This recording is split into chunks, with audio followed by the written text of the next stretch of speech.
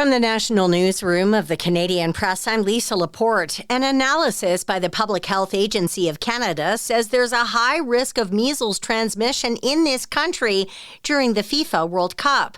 Canada lost its measles elimination status last year after an outbreak persisted for more than a year. Canada's border law is set to face a constitutional challenge over new refugee claim rules. The Canadian Association of Refugee Lawyers says it received notice Wednesday that judicial reviews of refugee claims denied under C-12 have been approved for case management. This means one federal court judge will oversee all related matters. Prime Minister Mark Carney says his government is open to selling public assets if the proceeds could help fund new infrastructure. A Transport Ministry discussion paper published this last week on ports and trade suggests the government is also open to amalgamating some key ports while selling others. Carney says he doesn't see selling ports as a top priority, but the government will be transparent. Are we looking in certain cases of, are there assets that the federal government has that we could recycle the investment into supporting building new assets? Airports is an example that is out there. The November federal budget and April spring economic statement both mention exploring new ownership options for the country's federally owned airports. Meantime, the Prime Minister and Alberta Premier Danielle Smith have confirmed they'll make an energy announcement tomorrow in Calgary. Canada's Chief Public Health Officer says 26 people across the country are being contacted by public health authorities to monitor for hantavirus symptoms.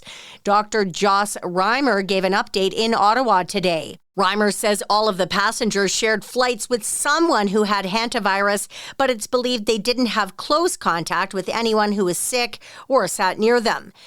Newly obtained emails show FBI Director Kash Patel's official visit to Hawaii last year included a VIP snorkel at a Pearl Harbor memorial. And blues and soul musician Clarence Carter has died at the age of 90. When I start making love, I don't just make love, I be stroking. That's what I be doing. I be stroking. The self-taught guitarist from Alabama who was born blind had hits with the sentimental song Patches as well as the salacious Strokin'. Strokin' was deemed too explicit for commercial radio before becoming a standard on nightclub jukeboxes.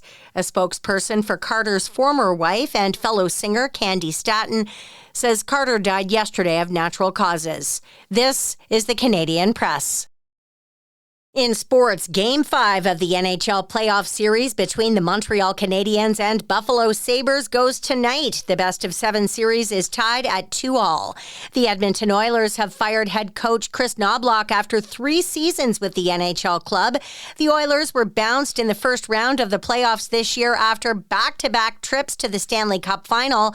General Manager Stan Bowman says the decision comes after a review of the entire season. Difficult decision without a doubt, but it was based upon the way this entire year played out, not just small sections or just the playoffs. It was really the total year.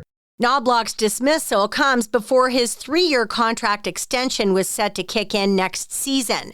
The PWHL's Walter Cup opens with the Montreal Victoire hosting the Ottawa Charge in Game 1, and the Toronto Blue Jays are off today in the major leagues. From the Canadian Press, I'm Lisa Laporte.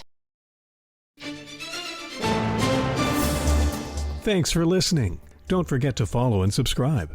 For more of today's top stories, visit thecanadianpressnews.ca.